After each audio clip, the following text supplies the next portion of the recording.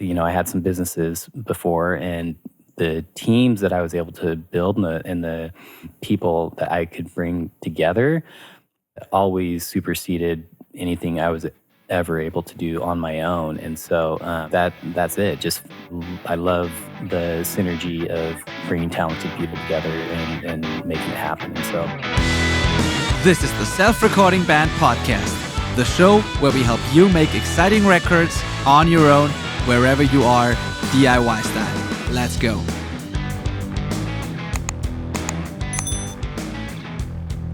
Hello and welcome to the Self-Recording Band Podcast. I am your host, Benedict Hein. If you are new to this show, welcome. Thanks so much for hanging out with us today. If you're already a listener, welcome back. Always glad to have you. This show is available on your favorite podcast apps, Spotify, Apple Podcasts, wherever you enjoy things like that. And it's also available on YouTube if you're not aware. So if you prefer to watch this instead of just listening, you can go to YouTube, search for the Self-Recording Band, and watch all the episodes there. So wherever you're discovering this, just know that there's the other option as well. As you can see, I'm not here with Malcolm Owen Flood today, my typical co-host, but I'm super excited to be joined by the artist and producer Phillip Cronin today. Phillip is a self-recording musician based in Rogers, Arkansas in the United States, who writes and records indie rock and pop punk music. At least that's how I would kind of categorize it, although, to be honest, the genres are a little all over the place, which I love. And he's a solo artist under the artist name On the Radio. We first met in late 2021, I think, so it's almost 3 years ago at this point, when Phillip joined our coaching program, the Self-Recording Syndicate. Since then, he has leveled up his production skills, audio skills, writing and playing skills, as well as his overall knowledge and understanding of the whole record-making process significantly. And I'm very excited to see this progress and everything that happened since then. And earlier this year, I traveled to Arkansas to co-produce his first real record with Phillip at his home studio. And I had a blast. It was so much fun doing this. The sessions were a lot of fun. The results speak for themselves, I think. And there's so much to learn from this for our community as well. So people just need to hear and know about this artist, this record On the Radio, and the upcoming songs, the single that's just been released not too long ago. So it's about time to introduce Phillip to you and tell his story on this podcast. Welcome to the show, Phillip. So excited to have you on. Hello, I'm so stoked to be here, and I've had this on my calendar for a little bit, so I'm excited to chat with you. Yeah, me too, totally. Awesome. So, your artist name is On the Radio. As far as I know, so far it is just you. It's not a band, although it sounds like one, which is exciting. And you've been working on this for quite a while. Some of the songs we've worked on were already kind of in the making when we met. There were early demos that existed, and over the years you turned this into this record that you're about to release. And maybe give people a bit of a backstory of where were you before we met and started to collaborate in various ways. Just give me a rundown of what things looked like for you back then as a producer and as a self-recording artist. Yeah, so for me, I kind of learned how to play the guitar in college a little bit, just pretty basic, but really started to try my hand at songwriting and really enjoyed it. I'd perform, a little bit around town, open mics and that kind of stuff. And a lot of times with my sister, we'd go out and perform. And then life got really busy, went to grad school and got a career and all that kind of stuff, and kind of took a major step back from all things music. And fast forward 15 years, and all of a sudden I had some more time and really kind of this longing to get back into songwriting and playing the guitar. And so I picked it back up and started playing. And shortly after picking it back up, I got online. I'm like, man, okay, I really would like to have some quality recordings. How do I do this? And that's where I found you and your program and podcast, and just started consuming all the episodes. And I reached out and connected with you, and just that was my way to kind of level up and figure out what's what, because I was really starting at zero, and and it worked. So here we are. Here we are. Awesome. Yeah. I'm curious about one specific thing because I remember when we first met and I listened to your like early demos back then. I immediately thought there was something special about the way you write music, although like you didn't have the technical skills back then and all that, but I still could hear the ideas, the melodies, the kind of arrangements and everything. There was something that I thought was unique and special about it. So, where and how did you learn to write like playing guitar is one thing, but where and how did you learn to just write music and come up with these melodies and songs and chord progressions? Because that stuff was already there. You just didn't yet like know how to make it come out of the speakers and like sounding professional and everything. But like there was something there to work with, and it was pretty amazing and unique. So where did that come from? Well, thank you. I don't know. I think it just comes from, having guitar therapy and just sitting down and playing. And I think for me, it's all, I wish I could play more cover songs and I wish I knew everyone else's music so I could do that. But for me, it's always just been the most fun to be original and to be creative and to try to make something that hasn't been done before. And so it's just out of an enjoyment of that. And I've always respected that the most out of any other artist who writes their own music and plays original stuff. It's always whatever level you're on. If you're doing your own music, like I'm such a fan, and I just really value that and try to replicate what I see out there. So. Cool. Yeah. You just mentioned being a fan. Do you think it has to do with you listening to a lot of like different music and getting influence from like different genres, different artists across the board, and not just listening to one specific thing? Because I feel like your influences come from like various places, and you're just really a music fan. Do you think that's part of it as well? Like being open like that? Yeah, for sure. I definitely try to consume anything and everything, and especially with the advent of Spotify has been huge for me to be able to explore and find new artists. And I recently fell in love with Sabrina Carpenter, like someone who, as like a teenager, I would have been probably too cool to really admit that I like, but like her songs are so catchy and fun. And yeah, so anything from pop to rock to punk, and I'm all for it.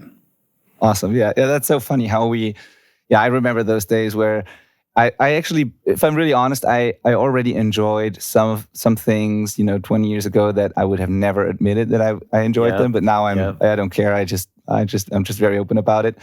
But it's funny how as teenagers, we just are so like such elitists sometimes, or pretend to only like a certain type of music because that's cool. And then later we don't care anymore and we just listen to everything. At least that's been the way for me. So yeah. Yeah, it's really fun. It's fun to be able to just, be open about liking all sorts of kind of music. And I feel like it's becoming more and more acceptable these days, Yes. even amongst punk rockers to like for a variety of music. Yeah. Sure. Yeah, absolutely. Absolutely. Yeah, and a good song is a good song, right? A good catchy melody just works. So I think so. Yeah. Yep. Totally awesome. Now, another very important thing about you that I really think is impressive is that kind of mindset you mentioned it so often during our collaboration, like that you are not afraid to say that you need help with something and you can't do it on your own. You can do certain things, but not everything. And you are not afraid to seek out help, to hire people, to collaborate with others. So you don't pretend to be able to do all of it. And so many people are just trying it on their own for years and years and never really get there. And so where does that mindset come from? And where, like, has that been easy for you? Was that clear from the beginning that you're going to need help to make this happen? I feel like if I had a superpower, it would be to recognize the talent in other people and then to incorporate them into projects or things I'm working on, whether it's organizing soccer teams or, I had some businesses before, and the teams that I was able to build and the people that I could bring together always superseded anything I was ever able to do on my own. And so that's it. I love the synergy of bringing talented people together and making it happen. And so I've never been one to try and do it all on my own. Awesome. That's so cool, and I wish more people were like that because we can't do it all on our own. Like even professionals, we specialize in certain things and we're really good at those, but not everything. And that like being able to build teams like that is really a superpower. And that, by the way, is why I called you a producer in the intro, because you are truly a producer. That's the definition of a record producer. Actually, you don't have to have all the technical skills and the knowledge in every part of the process, but like a music producer is the person bringing the team together, finding the right people, and yeah, making it happen that way. And you are, to me, the definition of the DIY sort of music producer. You did an excellent job there. You had a vision of what you wanted it to sound like. You knew what you could do. You knew where you needed help. That was just awesome to work with you. And although I kind of co-produced the record, it is still yours. And you did a fantastic job there. So that's why I don't think you're just the artist. You're definitely the producer of this. And it's what I wish more people and DIY musicians would do. Like, that's really, really cool. Yeah, thank you. I think the first time it was like post-recording where you kind of threw that out there and said, hey, you're a co-producer on this. And it took me back a little bit. And I was just like, I don't know if I deserve that title because, that's how I view you. In your role in this and how you help bring it all together. But yeah, I'll take it. Yeah, you are, for sure. 100%. 100%. So now, roughly 3 years later after we first met, what do things look like now? Like, how do you feel about your skill level, the experience you've gained, and most importantly, the quality of that record you just made? Like, any wins worth talking about? Like, how do you feel about the progress and what came from it? Well, so when you came to my house, for a week, and we spent long days every day making this, that was a total boot camp for me. So doing the program, that was awesome as well. But I kind of was distracted personally when I was in the program, and so I didn't get as much out of it, as I should have if I was able to put more effort into it myself. So for me, my real education was that week, spending that week with you, like across the board. Like I literally became a better guitar player from that week. It was like after you had left, and I was just playing at my house, and I was like, my hand is like a metronome here. Like it was just like the timing was different, and it was just my skills were so improved. And so spending that time with you, not only did I become a better guitar player, but I was able to understand on some level what is required technically and skill wise, and what's a good take, and how much time it takes to make it happen. And so where I'm at now, I feel like that week was the biggest difference in helping me understand what it is. So I feel way more confident after that week. Yeah.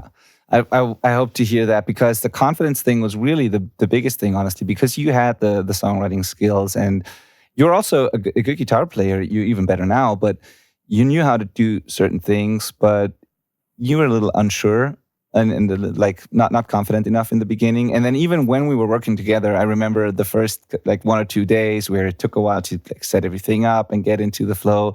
Like there was still some, like you were not quite sure that if we're gonna be able to make it, and if the time would be enough. And we didn't have too much time, so I think it was a little bit stressful. But like we made it work. But I remember how the longer we worked together, the more confident you got, and you calmed down a little bit. But you were definitely a little nervous and insecure in the beginning, and that changed over this week, which is totally normal. And also, we didn't have too much time to do it, right? So, and a lot of it happened after the fact as well.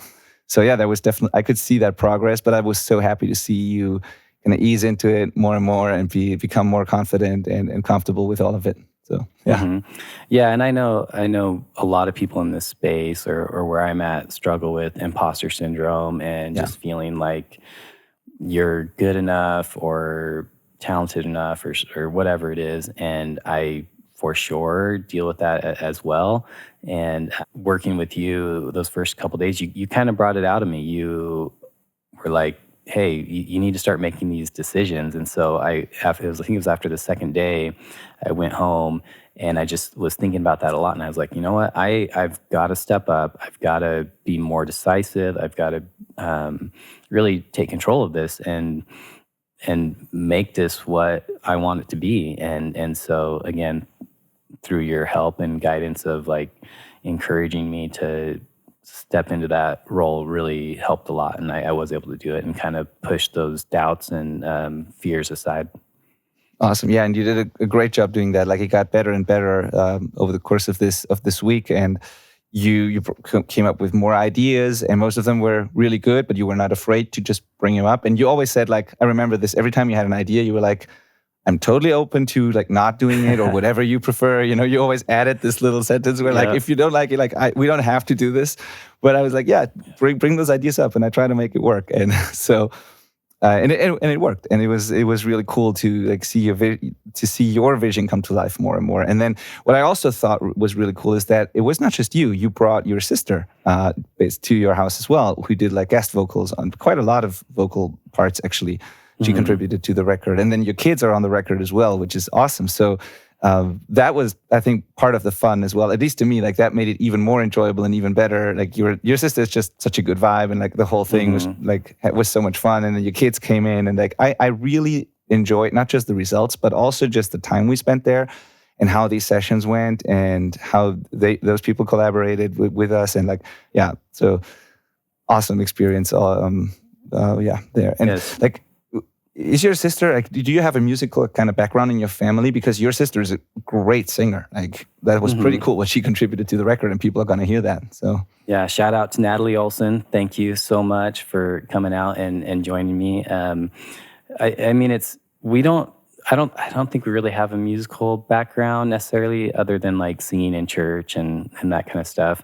But yeah, no, doing this project is just, to me, it's such a big deal and such a fun thing to do. I just wanted to include whoever I could, right, in the project. And my sister, we sang together in college, and so I reached out and I was like, "Hey, I'm doing this project.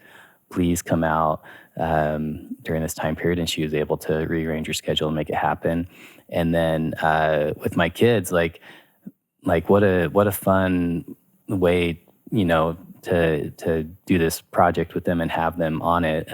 There's one like yelling part where they're all kind of yelling in the song, and I was listening to it with them the other day, and my youngest Ace was like, he's like, "Dad, I can hear myself in this song. I can hear my voice," and I'm like, "I love that. That is so cool," and that's a memory that they're going to have forever, and not just a memory, but they're going to have a physical evidence of their participation. So I love including them in this project as well. Wow, yeah, that's so cool for sure. As a father myself, like I totally feel this. This is amazing. Yeah, let's talk about the room we made this in and the equipment we have for this, just for people to get an understanding of like how it happened and what we actually needed to make it happen. So we produced it at your house in a very, I would say, not normal kind of home studio environment. Yep. So you have this extra room in your house, which is like your music room, basically, kind of an office space that's a music room as well. Favorite room in the house. Yeah.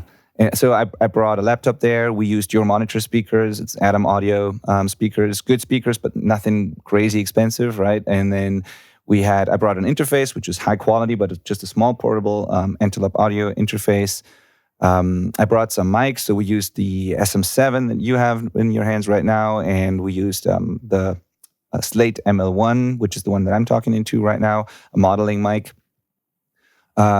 We tracked into Cubase. We used a couple of like small diaphragm condensers and but like nothing crazy expensive, like all kind of high quality gear, but it's definitely something that a lot of people can get their hands on in a typical home studio environment, which I'm just saying this because the result is absolutely professional, and I'm super proud of it, and I'm absolutely excited to share it. But it was not the gear that made it happen. It was like your songs more than anything, the way you arranged it, the way you played it, the way like the production, whatever that I brought to the table. But like it's the skills and the songwriting and the playing that made it work, and not so much the gear. So we didn't go to like a crazy fancy studio to do this. It was just a home studio production with people who know what they're doing. So I'm just saying that because that will empower, I hope at least that will empower people and maybe get some people, help some people overcome the confidence issue, or at least like tell them that they don't have to, like that they can do it with relatively affordable stuff, right? So Yeah, and we had talked briefly about maybe renting out a studio or getting some time in there, and you were confident that the house was going to be totally sufficient. And I'm glad we made that choice because I do think it sounds fantastic. And it was just in my house, and that's another memory to have about with the music. So totally, yeah. A few key things we did though that might be worth noting here, so that just people make the right decisions and maybe invest in a few key areas. So one thing was that you've done some basic, acoustic treatment to the room prior to my arrival there already. So you had some absorbers there, and I kind of picked a spot where we set up the vocal mic, and then we had a little, absorber screen around the mic, which I'm not always a big fan of, but it worked in this case. But you had done some work before and built those absorbers, put them in there. You had a guitar with an Evertune bridge, which helps a lot. And even like despite the Evertune, it was still sometimes a little tricky to get the intonation right on some parts, because that's just normal when tracking guitars. But I think the Evertune really helped a lot. So that's, I think, a thing that's absolutely worth investing in. And then finally, of course, the drums on the record are a combination of program drums and Michi Dreilich. He's a really good session drummer, a professional session drummer from Germany. He's playing with all the big all the big festivals here with various pop artists, indie rock artists, and he's a friend of mine, and we hired him to do drums on the record, which helped so much, I think. So I think those key things, like getting basic room acoustics right, like having something like the Evertune, and then getting the drums done in a professional environment by a professional, these were the things we invested in that really made a big difference. And I just highly encourage people to do that. And I think Michi's contribution was really another level up from what we had after I left there. Such a level up. He crushed it. Yeah. So glad that you know him. Yeah. That was awesome. Yeah, it's so cool. Like he took the demos we had, which were partly demos from your Logic sessions, some parts that I just programmed from scratch while we were at your place. Then there was one song that you already had done with a session drummer before that we had as a kind of a scratch track. And then there were some program drums that Michi took and they improved on. And so he just did a really great job. He immediately got it, basically. He got those drafts and he came up with his version, and it just, we had very minimal revisions, but it was a super quick process and turned out really, really great. So I'm super glad about that as well. Yeah.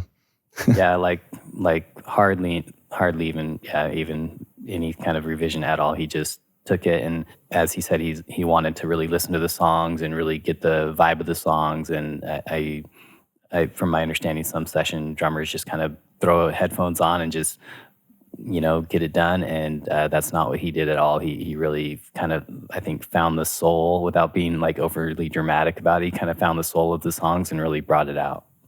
Yeah, totally. He even he chose different drum sounds and some of the electronic samples. He tuned the drums differently from song to song. He listened to the drafts, like the scratch tracks we had, and when there was a very low tune, that kind of snare sound, he went in that direction. And then on other songs, he had a more open kind of rock tuning, and like everything from the room mics to the drum tuning was just so custom made for like each song. That was super cool to see how much attention to detail and all that went into it. And he was also really quick. That's the other thing.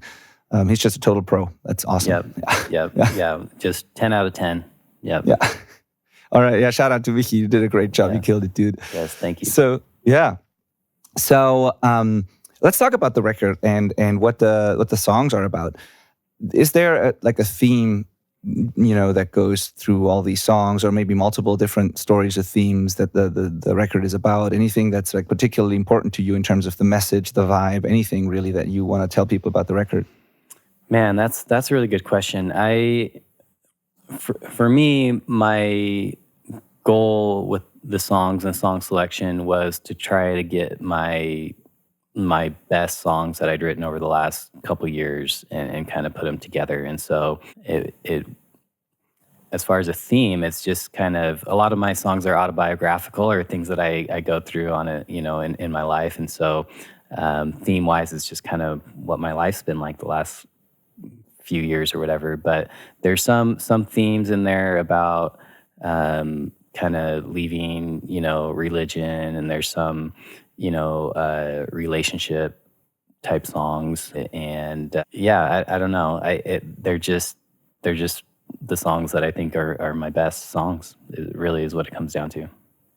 Yeah, totally. Okay, but I think, I don't know, like to me, this was a very, very personal and important kind of project to you. Like at least that's what it felt like when I was there, in terms of like the message and the meaning behind the songs. And I could tell that it's not just you trying to make some fun songs that sound cool, but you put a lot of thought into the lyrics and into what the song, like what the message of the song is, and how the music and the lyrics also go together. I think that works really well in that case. So you clearly put a lot of thought into this, and I could tell how important and personal it was to you.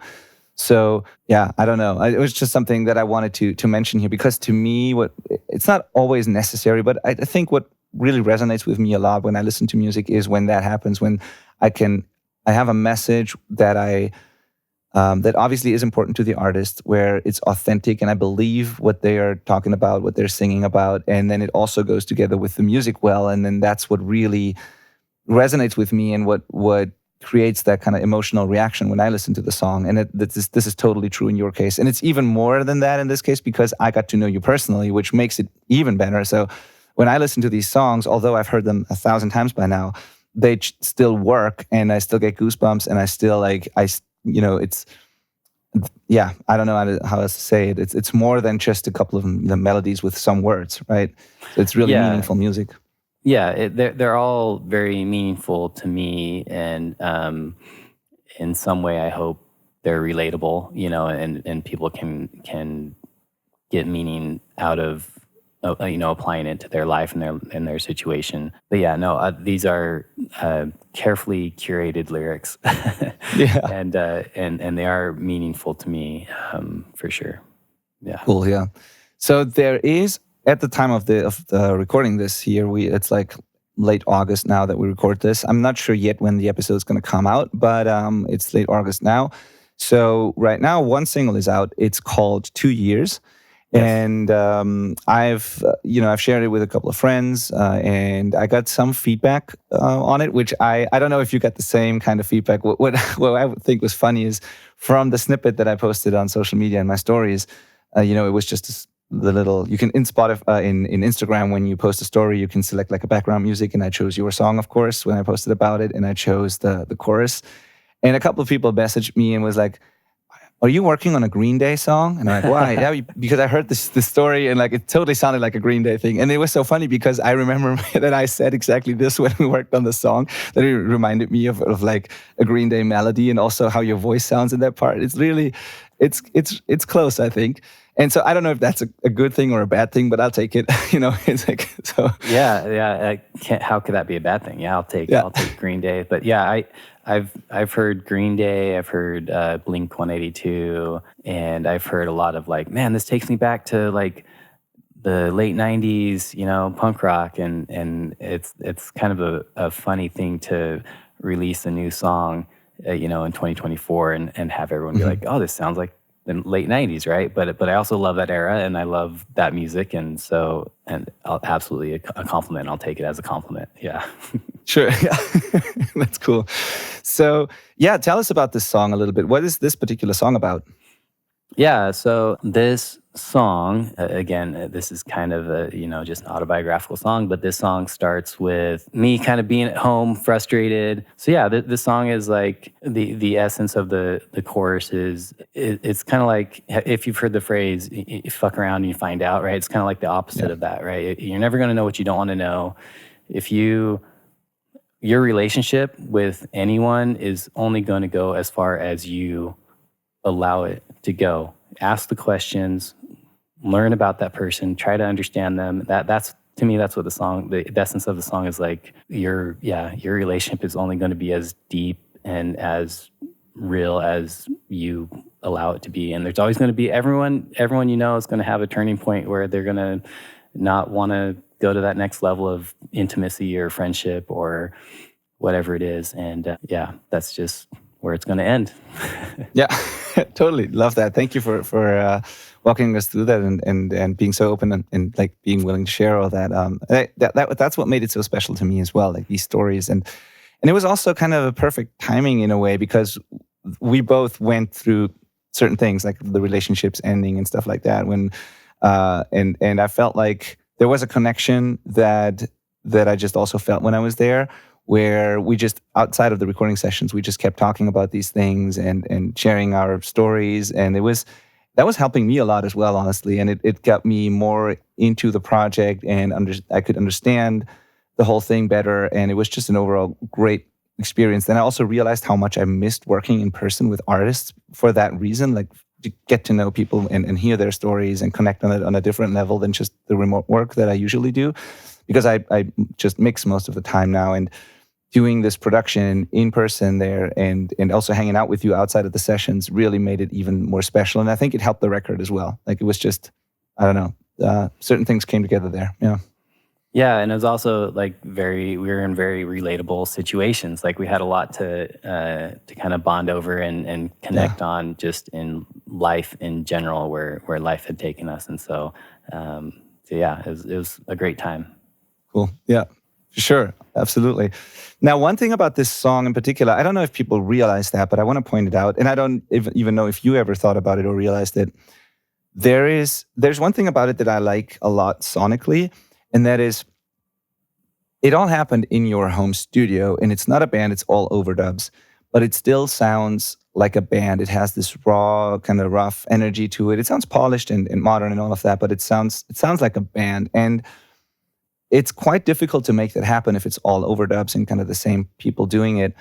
But I think Michi's drums in particular, and I don't know, something about the energy we captured make it sound like an energetic band performance. And one particular thing, and I don't know if you ever noticed that, is that how do I say this? There has been this trend the last couple of years where people would mix, for example, cymbals with drums very quietly, and you could hear very loud, punchy shells, and it all sounded pretty, polished and heavy and all that, but not really like not really what it sounds like when you're in the room with a loud band or next to a loud drummer, where like there's these loud cymbals and this energy and just the volume and like what it sounds like next to a drum kit, right? And on this song and the whole record, but on this song in particular, I think we really captured that kind of energy. And the cymbals are relatively loud, which is a trend now that more and more people do that. And I kind of followed that as well because I like it. It brings back this raw kind of rock band energy. And so the cymbals are pretty loud. It's a pretty energetic kind of vibe. And it doesn't sound like the typical programmed all overdubs home studio production. I don't know if you agree, but I get a certain kind of energy from it when I listen to it. Yeah, absolutely. And I think it sounds awesome, and I'm excited about it. This is one. This song is one that was built off of just like a smart tracking. So it was like an acoustic track that I just kind of played all the way through live, and then we just kind of built everything on top of it. And so that maybe contributes a little bit to that live kind of energy feeling, because it's not on a click track or a steady metronome. Totally, yeah. And then I have one question for you about the tracks you sent me after I left, because that was really interesting to me as well. So for context, like when I arrived there, we had very basic demos for most of the songs. Like some were a little more refined already, some were like pretty basic. But there was kind of ideas for everything, and then we refined it, added layers, and like turned them into the songs that they are now. But then, while I was there, we only focused on like the absolute like essentials because we didn't have much time. So we tried to get all the vocals done. We captured like the main guitar parts that you were doing on the record. We did the drum scratch tracks for Michi. And then after the fact, after I left, I added the bass parts. I played bass on the songs. And then you sent me additional layers and parts. And I found it was really interesting what you came up with after the fact, because I don't know what happened and how you did it, but those were very well thought out like ideas and elements that totally brought it up to another level again. Like you added some synth parts on this particular song. on 2 years, you added like guitar parts at the end of it, like these little lead licks and stuff that you added there, where I was like, wow, like how did he come up with this? These were all very good ideas. There was not one part where I was like, I don't think we should add this. This was all very well thought out. It totally helped the songs. And I felt it was a complete like level up from where you were before I arrived there. And I don't know what happened and how you came up with this, but everything you sent me after the fact was really like, yep, that we needed that. That's really cool. Thank you. I don't know exactly, there wasn't really like a clear plan with it other than I just listened to the songs a lot, and I was trying to listen for what it was missing and what it needed to really bring it to life. And so I just tried to really focus on that. The guitar lick, I felt like, my guitar playing is fairly basic, and so I felt like this song could use a little bit more talent on it. So I brought in my friend Jose over to my house, and I was like, hey man, just play through this a few times and see what you can come up with. And he came up with these cool little licks, and I was like, oh, these are perfect, and I'm just gonna send them all over to Benedict. He can kind of decide which ones are the best or what works best. But yeah, for me, it was just spending a lot of time with the songs and trying to listen for those spots that maybe drug a little bit or just didn't have as much there. And it's like, okay, what can I add to these spots to liven them up a little bit? Yeah, totally. You did a great job. I didn't even know it wasn't you. I thought you played these licks, but like, yeah, it doesn't matter. Yeah, it's awesome. Jose. Yeah. And also I like the fact, like I liked how you thought about certain parts and elements. It was never that you were very attached to a certain sound or instrument or whatever. It was always about how the part feels and about a certain vibe you wanted to create, and how we got there didn't really matter as much. So it even goes as far as like, I remember this one part in the song where you sent me a revision, like a mix note and a revision request, and it was like, hey, whatever this underlying like low synth noise or synth pad in there is, like, bring it up. I really like how it sounds. And it wasn't even a synth; it was your backing vocal that you did there, like a hum or something. But it didn't even matter. Like, you just felt and heard something, you wanted to bring it up, and you were never really attached to a certain sound or whatever. It just mattered to you that the song works and the part works. And I really like that thinking. It really, that's the way it should be, I think. Yeah. Yeah, absolutely. For me, anything to improve the way the song sounds is 100% what I'm going for. I don't feel like you had mentioned. You're like, oh, what if some of these guitar parts we have to like redo in the studio or whatever? And I'm just like, please, like whatever it takes to make this sound great. Like I want it to sound as good and polished and high quality and fun to listen to as possible. Cool. Yeah.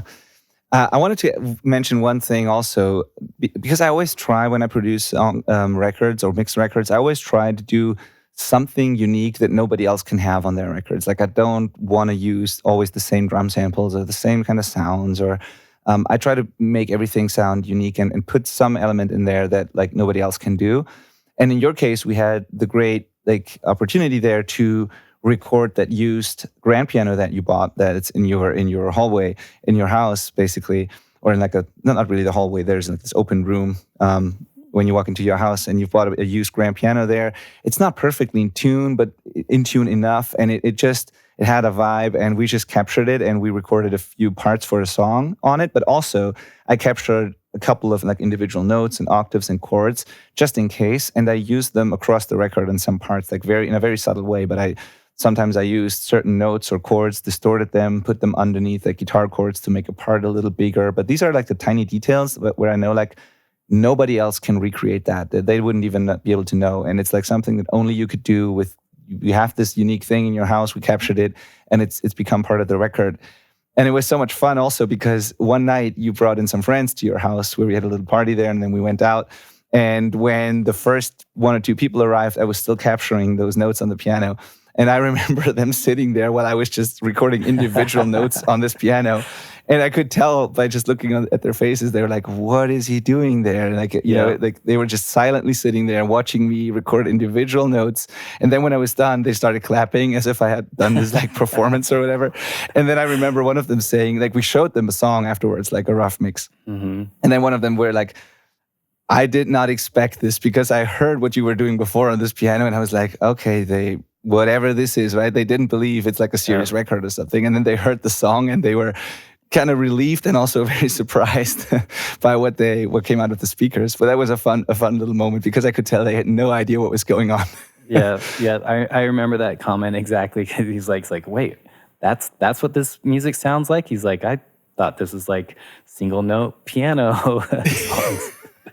Exactly. It was funny. Yeah. But yeah, I think it was so cool that you got this piano there. It's like a very unique, cool thing to capture. It's awesome. Yeah, another unique thing that we were able to use was I got like a really old telephone, like a dial-up telephone, and I converted it into a microphone. And so there's just one little part in the on the record that we use that on, but another little fun, cool little element that is not really replicatable. Yeah, sure. And I mean, and then things like, the whistling part that your son did, like everybody could have done a whistling part, but the fact that it's your son, it's like also something so special. Yes. That's so fun. Yeah, he's such a good whistler, and it just kind of came to me one night, and I was like, this one part could really use a whistle, and so it was really fun to include Preston. So thank you, Preston, for doing that for me. Yeah, totally. And then there is another thing here that I wanted to ask you about. There is one song on the record that is kind of different from the others, and I don't know if this is going to be a single or not, but the song's called You. And the others are kind of all more or less like indie rock, pop punk, kind of rock band vibe. And that one is a little different. It has programmed drums, it has synth bass below it, it has, in general, more synth elements. It still goes together well with the rest of the songs. Like, I don't know what it is, but they're still connected. But this one hits a little differently. And I wonder, like, how that even came to be. Like, why did you want to make that kind of song? And yeah, I don't know. It's something special about it. It works in the context of the record, but it's at the same time very different from the rest. And it's my personal favorite, to be honest, now on this record. Yes. So. Yeah. Thank you. Yeah. I don't know if I can explain it other than in my head, I kind of heard this one song as kind of being a pop song, whatever that means. It just kind of, in my head, it was different. And when we got together to do this recording, this song was like so hard for me to kind of wrap my head around because it just, I couldn't really convey how I wanted it to sound. And I had all these doubts about like, is this going to work out? Like it was like at the very bottom of my song list out of the songs we were recording when we were going through it. And then as we developed it over time and it got a little bit more polished, I felt the exact same way where I was just like, man, I really, really like this song. Like it's just growing on me so much. And I agree with you now. It's like right at the top of my list on the songs I like, and it is very unique. And this is one that Natalie, my sister, sings on the most. And I just feel like having the female vocals just kind of adds a whole different element. And it's kind of it's a really cool song that just kind of progresses, right? The vibe and the feeling of it really kind of it builds and progresses, and you do get a little bit of the electric distorted guitars at the end, right? As it kind of progresses towards that, but yeah, I don't know. It's just the way I heard it in my head as kind of a pop song, and then had all these doubts about getting it there, and then we pulled it together, and it's awesome. I love it, absolutely love it. Yeah, me too. And I have to admit, I had doubts, not really doubts, but I was not really sure for a long time, like where this is going to go and how we're going to make it happen. It was pretty unclear to me as well, because what we had was this acoustic guitar, basic chord progression. Then we decided, I think we looped that one, and then I put a delay on it, and it became the main rhythm track, this kind of weird kind of a little bit of weird sounding percussive acoustic guitar loop in the background. Then we programmed scratch drums to it, which pretty much made it into the final mix. Then we recorded a few guitar single notes things that I don't know if I came up with those or you, but like we came up with those when we were there and they put a delay on that. And then we had this reference track with a certain synth sound that we tried to get close to, but then realized that it never really sounded like that. And then at one point I remember being like, maybe we should not even chase that because it will never be exactly that. And maybe it's not even the right choice for the song. Maybe just go for something a little different. And then I changed it at home. And I think that was the right decision because I was really at first I was trying to chase that as much as possible, but I don't think it would have been a good idea. And so, yeah, it was kind of difficult to let go of that. It was the typical demoitis thing where you have this idea and it's kind of hard to let go of that. But whatever we've done, at the end, we arrived somewhere else, and it was great, and it works. And then Michi's way of interpreting it as well, like it just came together. And so, yeah, and to me, that's just following what is going to make this song the best, right? Instead of having a preconceived notion on where it needs to go to or where it needs to be. It's like it was just kind of a process of massaging it and just making it better and better over time. And I think just by following what's going to make it the best, it turned out awesome. And I'm so happy with it. Yeah, I can't wait to get that one out there. Yeah, me too. And then also, again, this thing where you had such a good intuition there. When the more the song came together, the more ideas you had for it, and the clearer the vision got. Because I remember you at some point you were saying, "Hey, let's reduce this one part here." I think after the first chorus or somewhere where you were like, "This needs to be more intimate," and like, "Let's reduce this. Let's take this out, and then from here, let's come back in with this or that." And like the vision was just getting clearer and clearer, and the macro dynamics between the parts started to really work. And you had a great intuition, a great feeling for what it needed, and I think it was exactly right. It just it created some intimate small parts and then some big parts, and at some point it just clicked, and the way you put it together at the end, and the input you gave me when we were in the mixing phase, that was really amazing. Awesome suggestions there, and it really turned it into what it is now. Thanks. Yeah. I'm so excited. I want to get all these songs out there, but like the whole process these days is, to do one at a time and kind of give it time to marinate and promote. But yeah, like I can't wait to get you out there. Yeah. Cool. Yeah, let's talk about that actually. Like, what's the plan? Are you going to release a couple of singles? Are you like, when are you planning to drop the record, and in which format, and like all of that? What's the plan? The plan is every song's going to be a single. So I'm going to do release one song at a time every 5 to 6 weeks. And then in the end, I'm going to, package it together, and I'm going to, make some vinyls and just treat it as an album, in the end. But the way to get there is going to be just all through singles. And a lot of that is you can only pitch one song at a time, to Spotify playlisting. And so you can only promote basically one song at a time. It's unless you're, Taylor Swift or Adele or whatever, you're going to, it's hard to ask people to sit for more than 2 minutes, right? These days. And so, so that's the plan, just to kind of, have one at a time to go out there. Awesome. Yeah. Can't wait to share all of those. I'm really, really proud of the project, like the product at the end, and like the whole thing. And I will do whatever I can to help you get the word out there, because I'm really proud of it. I'm proud of what you've accomplished, and I'm super happy that I've been able to contribute a small part to this. So this is amazing. Now, where can people find you? Like, where should we send people to after this? It will all be in the show notes, by the way. If you go to the selfrecordingband.com/the number of this episode, whatever it's going to be, then you'll find the show notes. And if you're on the podcast app, you'll find the show notes there. If you're on YouTube, just look at the description. So it's all going to be there. But where, for the people just listening right now, where should we send them? Yeah, so On the Radio is the name of the project. That's on anywhere you stream music, Spotify, Apple Music. On Instagram, it's On the Radio Music. On YouTube, it's On the Radio. So yeah, it's going to be everywhere. I'll, don't have TikTok going right now, but I will. So just on the radio, on the radio, on the radio.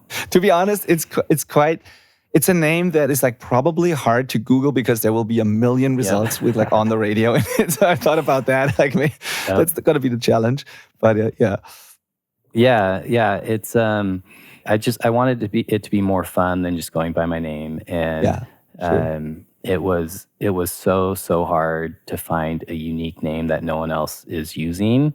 Yeah, almost every name that I came up with, there was already 10 people using that name on there. So I came up with On the Radio, and literally as soon as I submitted it, within 2 weeks, there was another artist already popped up with the same name. And I was just like, I can't believe this. I worked so hard to get an original name. And then all of a sudden there's one out there.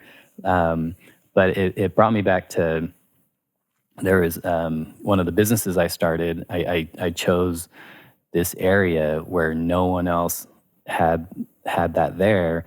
And as soon as we started construction, within a month, someone else was starting construction 1 block away, and we still crushed it. We still, kicked butt in our spot. But I was so frustrated for such a long time that someone, I'm like, there's no one for miles. And then all of a sudden, someone popped up right next to it. So tried not to get too discouraged that someone else, grabbed the name right after I posted it. But we'll see how it goes.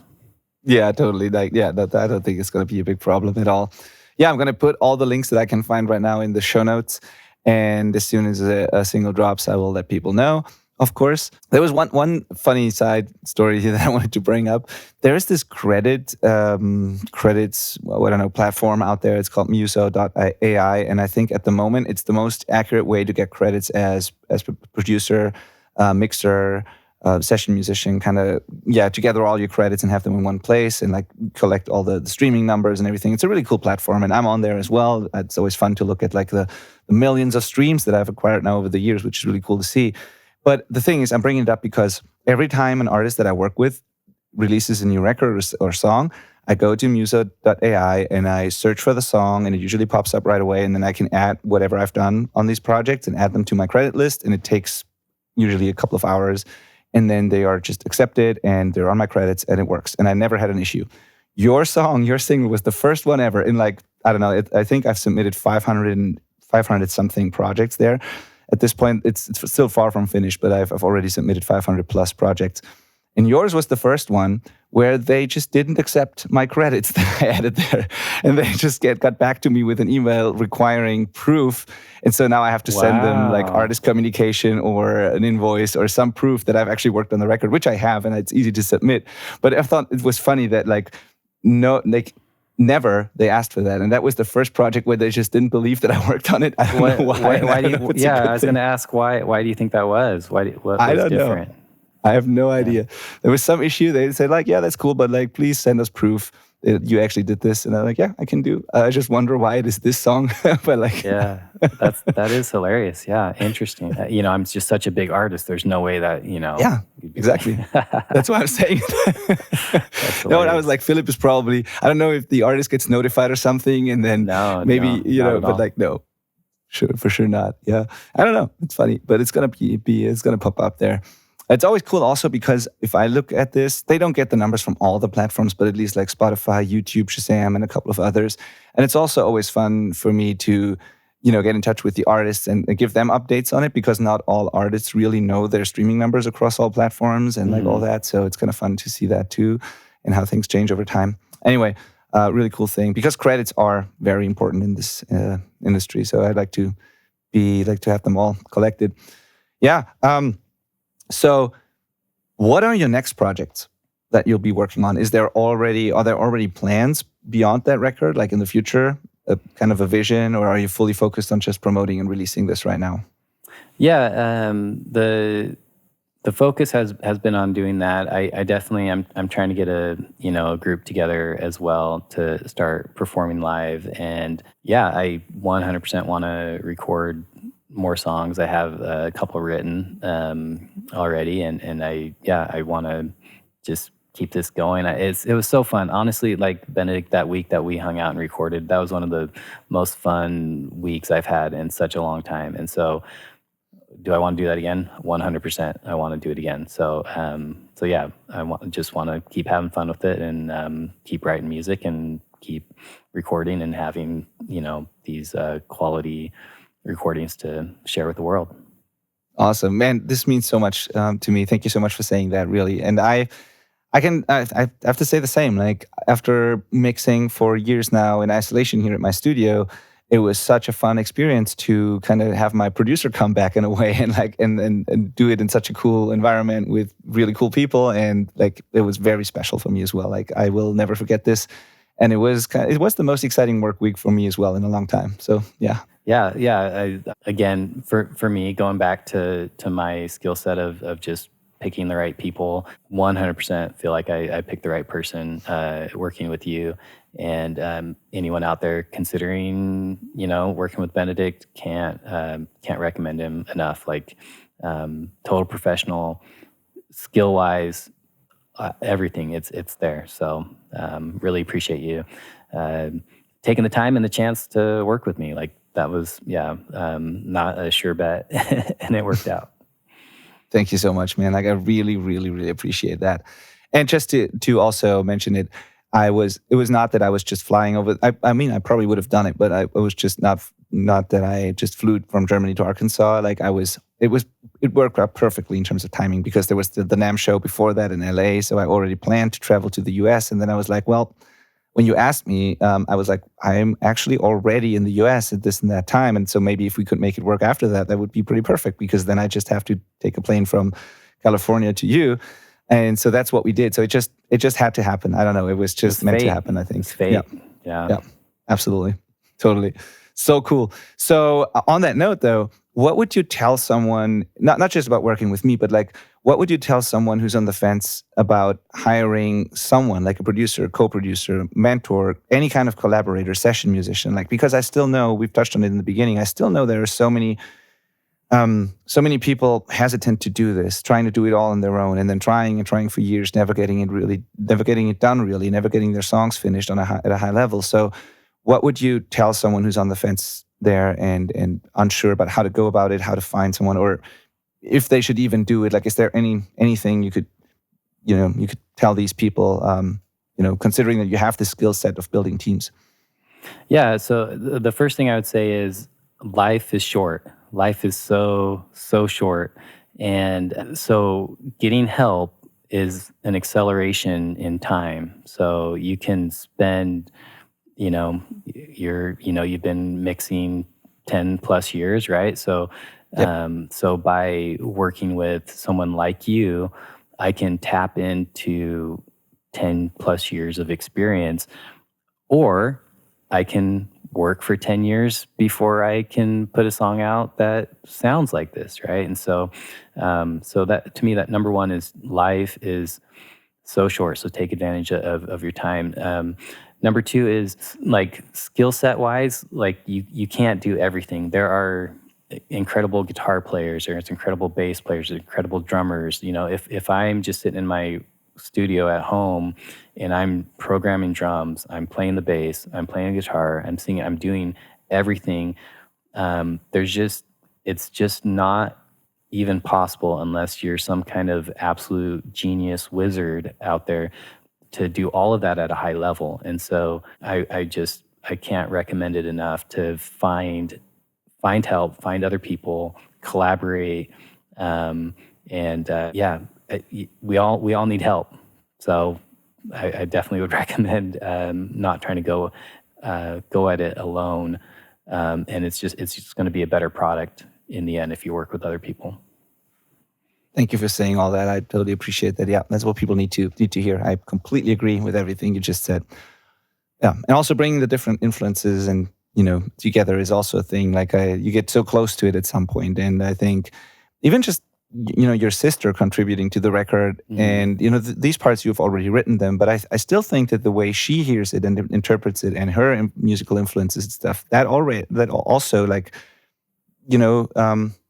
adds something to the record that would not be there if it was just you or just you and me, right? So everybody who contributes brings their own take on it and their own perspective and experience and all that. So yeah, it just makes it better, like you said.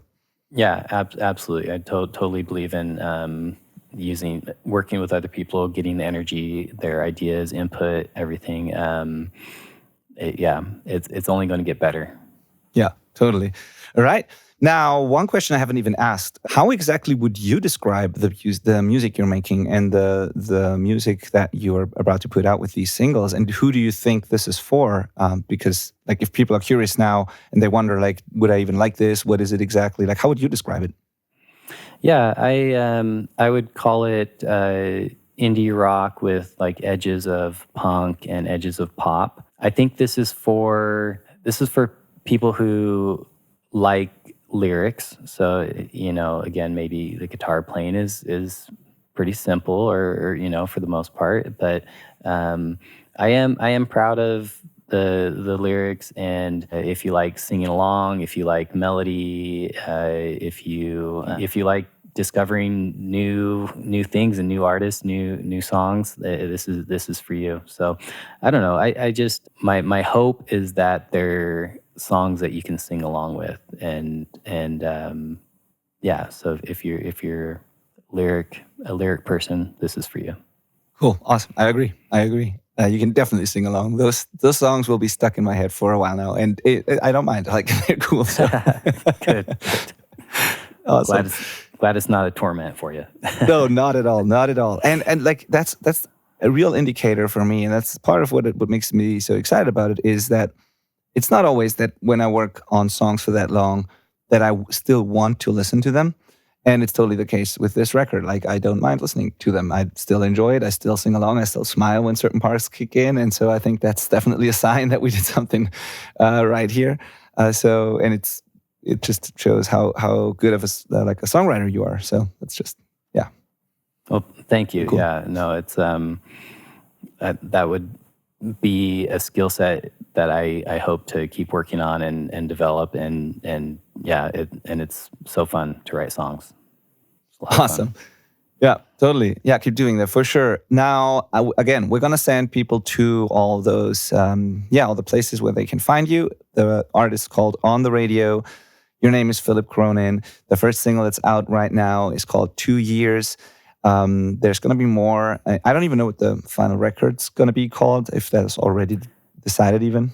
Yeah, the record's going to be called Time and Space. Yeah, we've already talked about that. I remember, yeah. Right. Yeah, and the idea there is, when you asked earlier what the songs are about, it's, that we, with time and with space, like, perspectives change, views change, you're able to kind of gather more and just kind of see it in different light. And so that's kind of what it's about.